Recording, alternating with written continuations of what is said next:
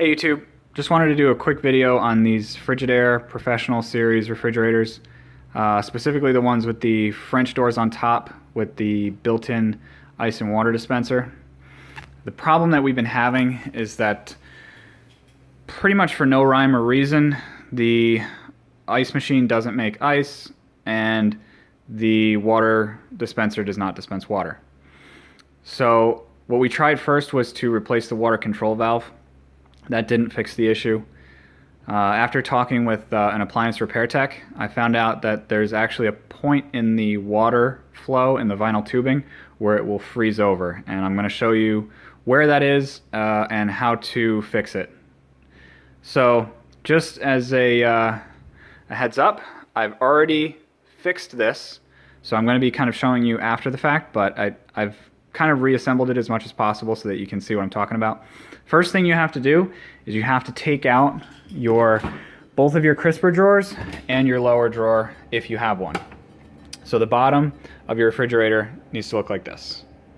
Okay, and there's the three drawers over there, and there's also a little shelf also that you have to take out.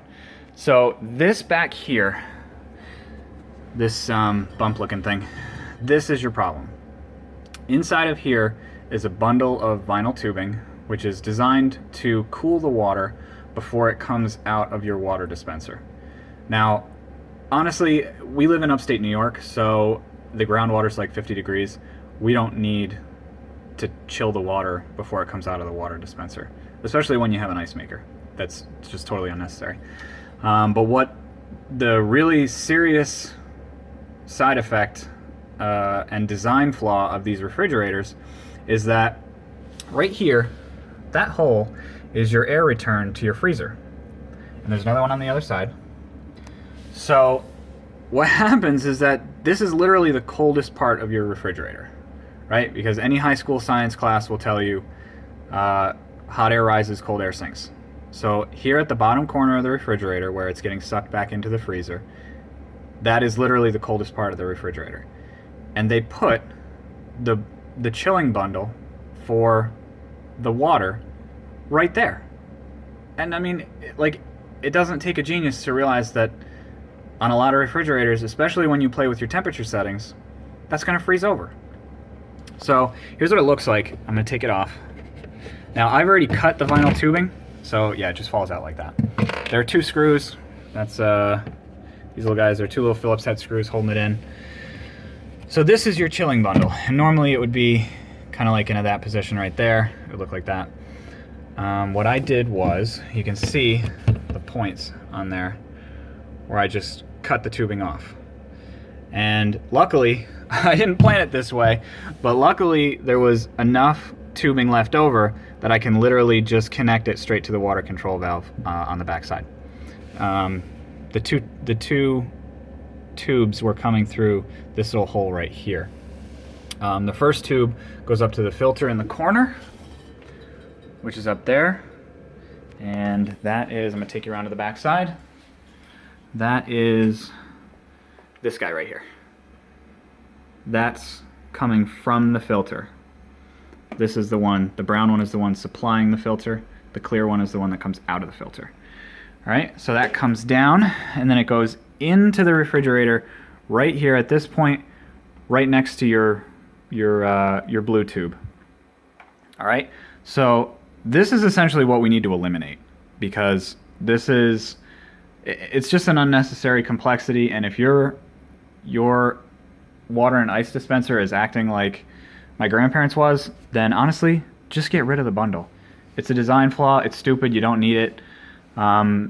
Okay, great, it drops down your water temperature a few degrees before it comes out of the dispenser, but it's really just a bad design. So when you pull the tube through, now that's this tube right here, you pull it back out through this hole, and then there's just enough length to get you all the way down into here, and this is your water control valve. This I already replaced, so I know that there's nothing wrong with this, or I'm at least confident that there's nothing wrong with this. And that all the way in the back, the clear one, that's this guy right here that I'm moving, that's the one that you need to reattach. So take out that's this guy, which is also clear. So the one that was attached when you cut the tubing, you're literally going to pull that out, and then you don't need it anymore. So you see it leaves about that much. It's probably about 3 feet worth. You don't need that. We are bypassing that completely, and you're going straight down from the filter into the water control valve. And this is what the technical description calls the secondary control valve, which is way, way, way back at the back there. It's your very last one, the furthest from your access point. So this is your water inlet. It's the one farthest from it, okay? Everything else is color-coded. So your green solenoid is color-coded with your green tubing. That, I believe, goes to the ice dispenser. The refrigerator's yelling at me. I'll close it here.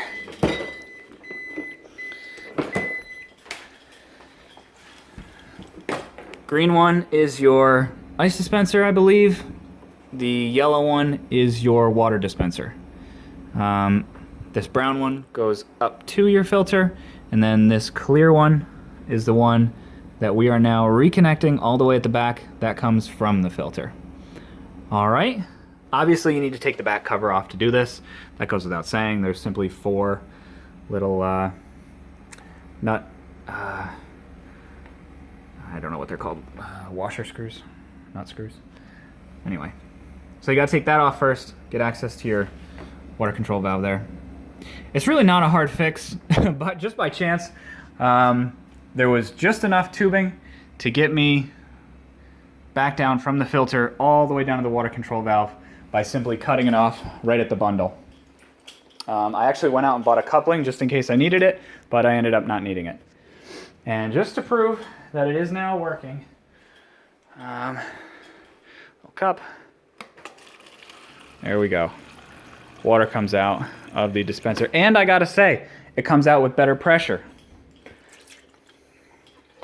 So if you're having this same problem where your water and ice machine seems to randomly not work, then this will definitely fix it, because essentially you're bypassing a huge design flaw that apparently constantly freezes over. If you have any questions, please leave them in the comments.